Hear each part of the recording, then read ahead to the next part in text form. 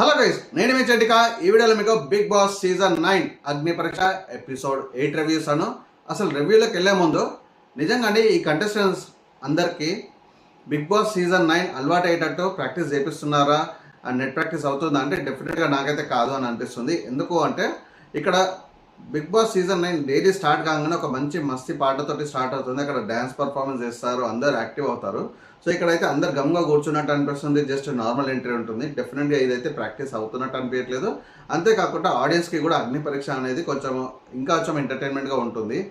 ఇది కాకుండా ఇంకో కాన్సెప్ట్ ఎంటర్టైన్మెంట్ గేమ్స్ అంటే పోక్ అయ్యే గేమ్స్. సో కంటెస్టెంట్స్ ఒకరినొకరు పోక్ అయ్యేటట్టు చేసుకునే గేమ్స్ డెఫినెట్గా బిగ్ బాస్ సీజన్స్లో ఉంటుంది. బట్ ఇక్కడైతే ఎలాంటి టాస్క్లు ఎలాంటివి పెట్టట్లేదు. సో ఈ పోక్ వల్ల ఒకళ్ళ అగ్రెషన్ తెలుస్తుంది, వాళ్ళు ఎంతవరకు కంట్రోల్లో ఉండగలుగుతారో తెలుస్తుంది.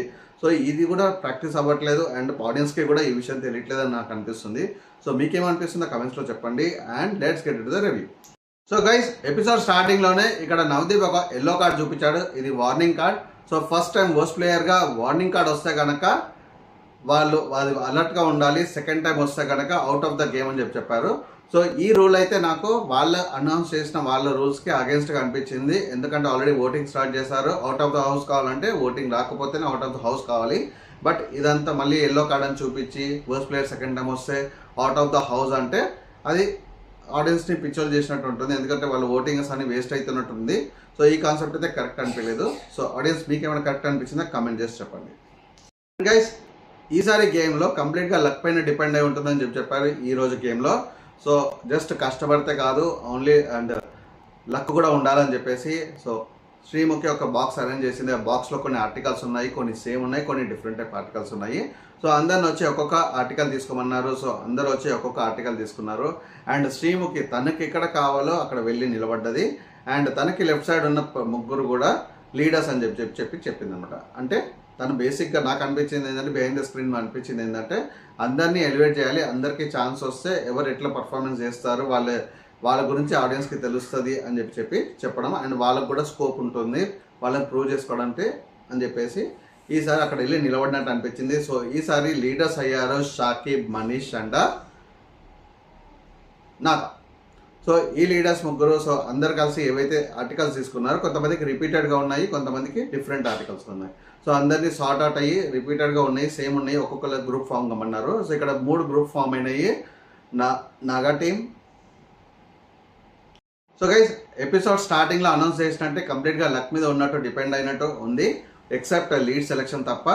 అండ్ సో ఇక్కడ 2 మెంబర్స్ ఒక టీం, 4 మెంబర్స్ ఒక టీం, 6 మెంబర్స్ ఒక టీం. మనీష్కి 6 మెంబర్స్ వచ్చారు బ్లూ టీం. రెడ్ టీం షాకిబ్కి 2 మెంబర్స్ వచ్చారు. ఎల్లో టీం నాగాకి 4 మెంబర్స్ వచ్చారు. సో ఈ అందరు కూడా అందరికీ క్వశ్చన్స్ అడుగుతారు. క్వశ్చన్స్ అడిగినప్పుడు ఆల్టరేటివ్గా సేమ్ మెంబర్స్ ఒకటే టీం నుంచి ఒకటే మెంబర్ రిపీటెడ్గా రావద్దు, ఆల్టరేట్ రావచ్చు అండ్ రిపీట్ కావద్దు సేమ్ టైం అంటే సెకండ్ క్వశ్చన్కి.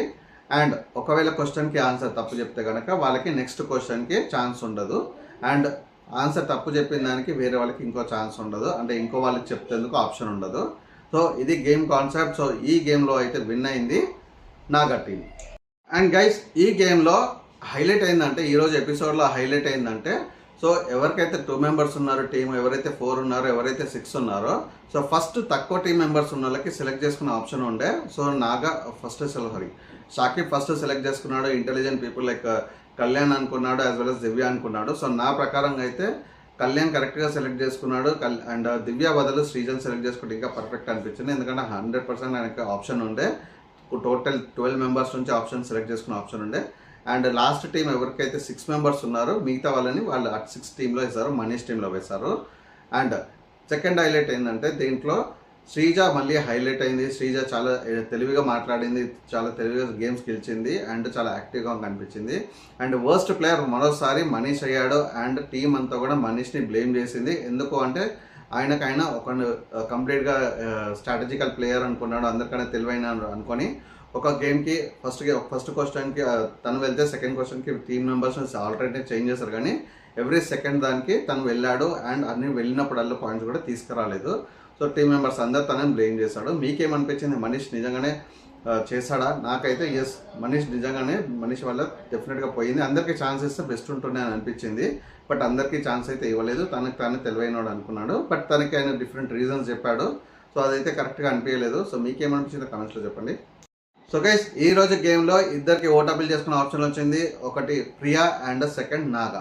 సో వీళ్ళిద్దరు ఓట్ అపీల్ చేసుకున్నారు. అండ్ గైస్ మీకు ఈ రోజు ఎపిసోడ్లో ఏది హైలైట్ అనిపించింది అండ్ నిజంగానే ఈ concept out of the game warning game so మొత్తం ఈ ఎపిసోడ్కి అంకితం అవుతుందా లేకపోతే నెక్స్ట్ ఎపిసోడ్కి కంటిన్యూ అవుతుందా అంటే అది స్టేజే చెప్పాలి. అంటే వాళ్ళు ఇష్టం ఉన్నట్టు రూల్స్ చేంజ్ చేస్తున్నారు కాబట్టి వాళ్ళు ఇష్టం ఉన్నట్టు చేస్తున్నారు కాబట్టి మీకు అసలు ఈ రూల్ కరెక్ట్ అనిపించింది లేదా కమెంట్ చేసి చెప్పండి.